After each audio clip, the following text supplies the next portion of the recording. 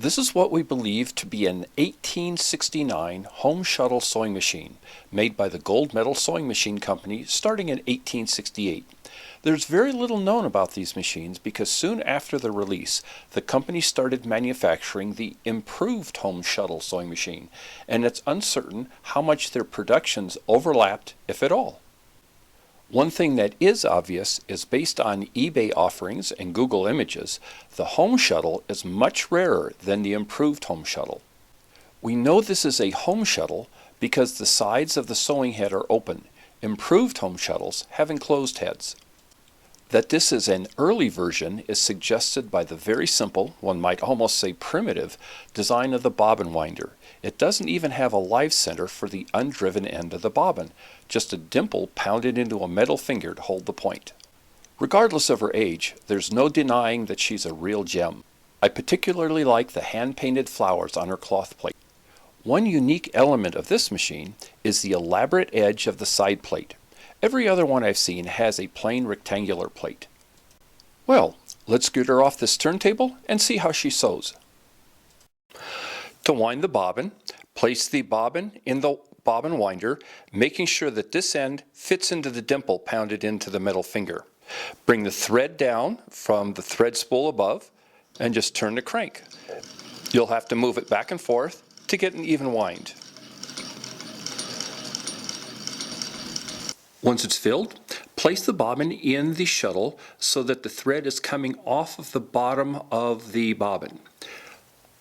Bring it up and around this wire staple, across, and I do it just through the middle of the holes on this side. The manual says to bring it through one of these, back through the slot in the side, and then back out this bottom hole in the very bottom. But I found that gave me too much tension. Just bringing it out through this one hole worked just fine. Drop the shuttle with its bobbin into the machine. And I like leaving the cover plate off so that I don't accidentally catch the thread in the cover plate if I closed it. Thread the machine by bringing the thread from the spool over through this small guide eyelet, around the tensioning wheel twice, and then over to this fixed eyelet and up through the holes in the needle bar. Bring the thread down from the needle bar, underneath this guide finger, and through this pigtail. And this is interesting. This pigtail is brass. The Home Shuttle machine seems to have a lot of brass on it. Normally these are steel. Anyways, bring the thread down and thread it through the eye of the needle from left to right.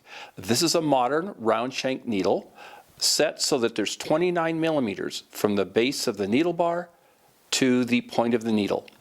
Bring your bobbin thread up using the normal technique and you're ready to sew. And here we go. Even after 150 years, this Home Shuttle machine sews a beautifully clean stitch. One mistake I made was polishing the inside of the tension wheel so smooth that the thread slips.